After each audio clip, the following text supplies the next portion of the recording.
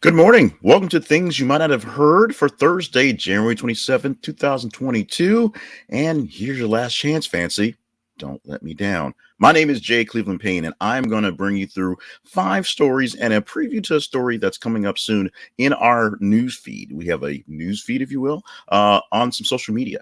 The Conversation Project, the home for this whole big shebang, offers up 2 feeds on Facebook and Twitter. And if you follow us on those feeds, every 50 minutes or so, you'll see a brand new story posted concurrently on the sites based on which one you prefer to look at that you can check out for the news. There are news sites that are mostly reputable. Some are a little weird, but we go through various aggregators, various newsletters, various things, and get all sorts of news, literally all sorts of news, to try to find out what news stories are the most conversational, not necessarily the most headbanging headliners that you see on the chyrons all day long on the big cable news stations. Yes, there are important stories that must be brought up very often, but there are also things that are just as important that just don't have the flash, the bang, and the eyeballs of some things. We learned that from the 4 years of Donald Trump as being the president.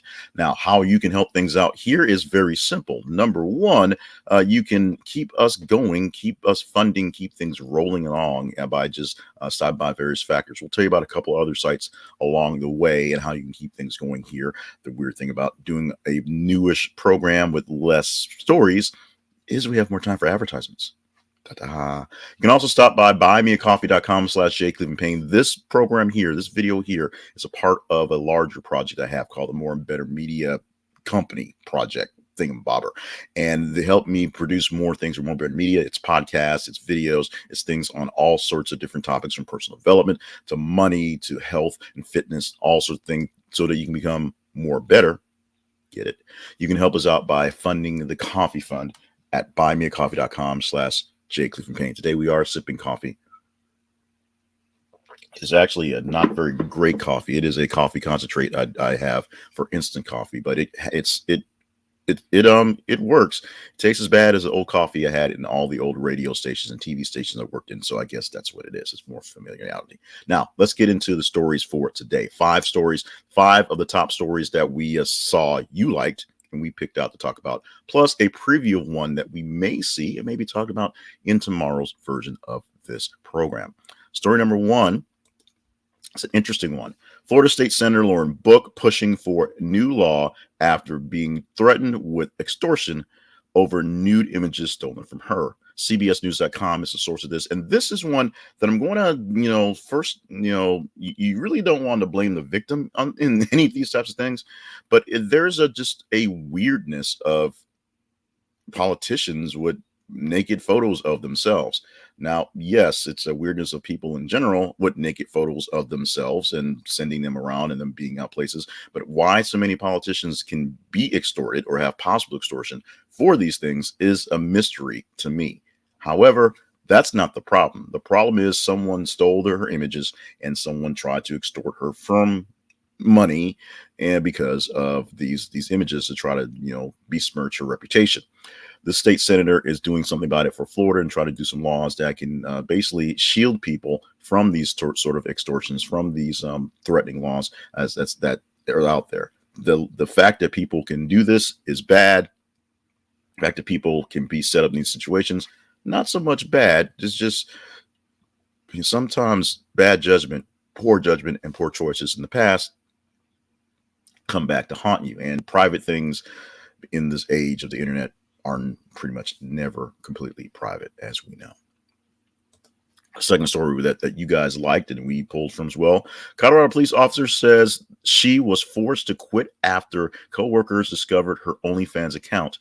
I'm not sure where Whiskey Riff is, whiskeyriff.com, or source of this. We pulled this from an aggregator. I'm sure it came from the Smart News app, which we use a lot, and they aggregate from a lot of different places. But this is a story that we're hearing more and more about as well. And this is also a story where a lot of people are sort of getting themselves in this situation. And it's all about capitalism. I don't know what the exact content of this officer's actual OnlyFans account is. OnlyFans says they're just there to provide a way for people to access content. And a lot of the content on OnlyFans, of course, is pornographic. However, people are finding out that people are doing these things on the side. And while for every story you see about a person who quits their job as a librarian to make $100,000 a year on OnlyFans, that's the outlier. So let's not just all jump on OnlyFans today, because if it worked, trust me, you'd be seeing me on OnlyFans making a little extra change instead of asking you for coffee. So there's that. Now, whether she needed to quit, whether it should have been a big deal, whether people should have not, I'll also say teased her or pushed on that, that's a whole nother story that we needed to judge for our own personal morals and standards. But this is this thing we're hearing a lot about. A lot of people have OnlyFans accounts and are making money, making significant influence, if you will. And the only thing that makes it really weird is the people that they live around, because it's supposed to be private, are finding out. That may be an issue with OnlyFans. It may just be an issue of people just sort of slipping up in their routines. As we said, we're doing less stories. This was born out of a idea of 8 news stories. Now we're only doing 5, 6 as a tease. So that means I get a couple minutes to add in more chances to advertise. Maybe not the best decision, but it's what we're going with. I am advertising at this moment the Bear mattress, or the Bear mattresses, because they have a couple of different types of mattresses, not just one magic mattress. Oh no, there are a couple of different types of magic mattress for the type you need.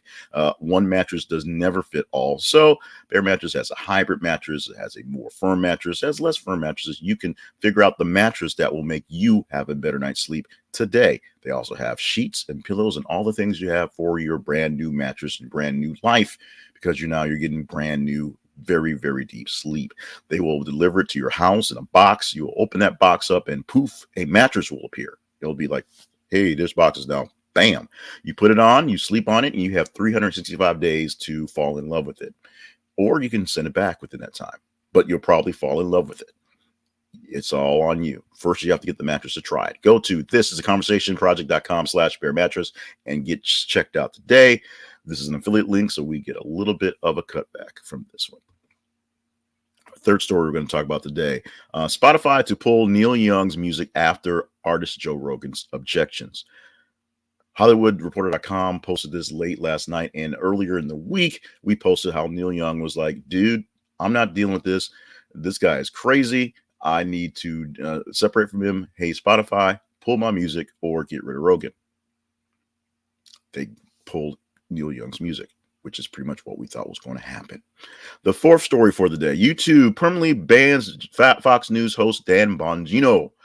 This came from USA Today, and what exactly happened? Well, you might want to go look it up and kind of see his body of work, what's going on. There's a lot of people who are dealing in the free speech space who are getting very, very, very, very close to that fine line, which ain't so fine, of yelling fire in crowded theaters when there is no fire. There are a lot of people who are using free speech as a way to just say random BS, to be honest, and they're using private industry as a delivery. Yahoo and YouTube and the Google, and even this thing I'm using right here called StreamYard for streaming this thing, they are not bastions of free speech. They are products from companies trying to make money. And so because I pay a fee, I can use this video product to say things that makes me liable for saying the things I say out loud, because I'm using commercial enterprises to do that. Same with a YouTube. YouTube may seem free to use in most cases, but YouTube is a company owned by Google, owned by Alphabet, and they have standards they have to live up to people. They have to live up to shareholders and the general public. And so people can't just throw out inflammatory things for ratings and views just because. They have to have some sort of, morals or standards, if you will. So Dan Bongino, the radio host, popular radio host, essentially taken over the Rush Limbaugh wing of listeners for radio, is now permanently banned from YouTube because he's Dan Bongino. That's the best way I could explain it. Going on to more ads, because we need the cash. Zenny Optical can help you with that. They can help give us cash because this is a affiliate link, and they can save you cash on great eyeglasses. Any place you can think of that can give you beautiful eyeglasses, Zenny can do it just as well. They can do it via mail. They can do it at low prices and give you all the customer service, all the great features, all the cool lenses at a fraction of the cost. Check them out. This is conversation project.com/Zenny, and you will find that glasses for your family will be much less expensive, which means more money in your pocket, which is a good thing. Now, the biggest thing I always talk about me having a couple pairs of glasses, literally three pairs of these type of glasses in places because I tend to lose them and walk around with them. When I was a child, a youngin, way back when, the biggest complaint my parents had, when there were lots of complaints, was the fact that once I got glasses, I kept breaking them, I kept dropping them, kept losing them, and that was a problem. So if you have the same problem, similar problem with family members, i.e. children who break things, i.e. glasses that cost money, Zenny Optical can help you out. Check it out at thisisaconversationproject.com/Zenny. As I said, this is a affiliate link, so we get a little bit off the little bit you're paying, but it costs you nothing extra. It's going to be a great boon for all of us. Final story from the last 30 hours or so. Supreme Court Justice Stephen Breyer plans to retire. We pulled this from news.yahoo.com. This was a afternoon breaking story, and we expect sometime today, on this day, Justice Breyer to hang out with the president and have a little speech announcing his retirement and going through the motions of the process of nominating someone else.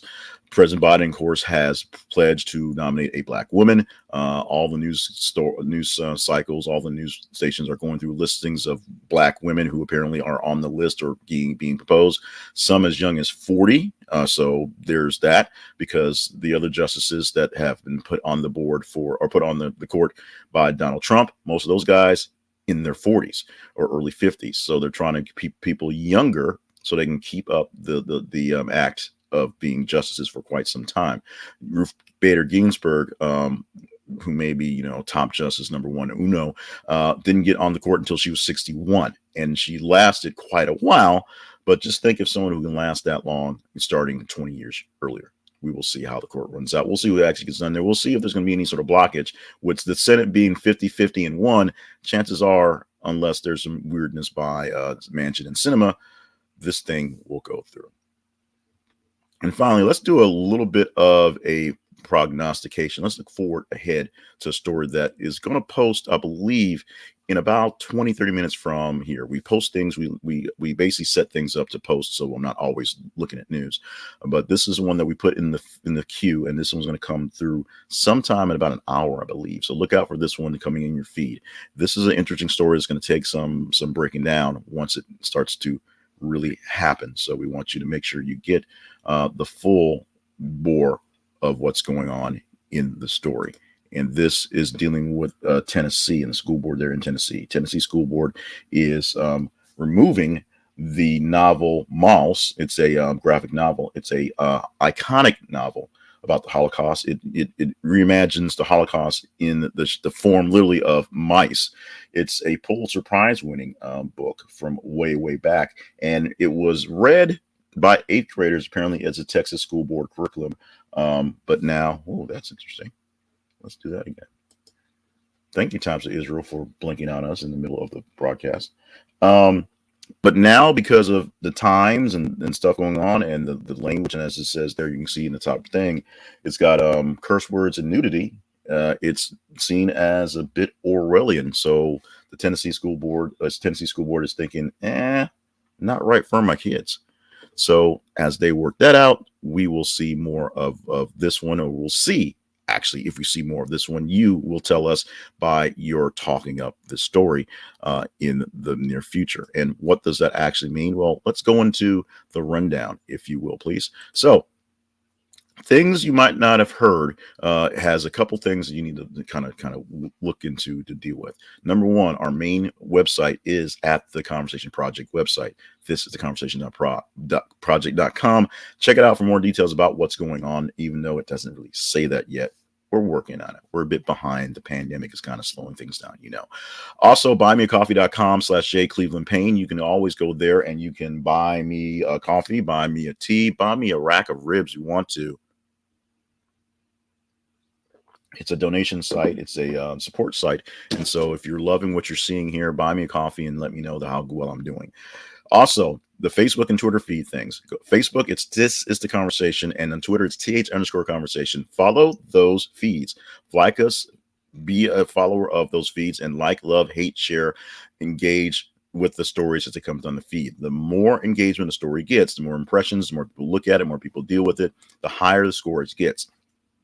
We post between 30 and 33 stories within a span of 24 hours, or actually, the span of about 30 hours, I should say. It spans a little bit past the day and a little bit ahead of the day. So there's some stories in from before midnight and some from right before midnight. That sounded better in my head when I said that, but a little bit about 30 hours, 28, 38 hours, 30 hours of news coverage to count for the day.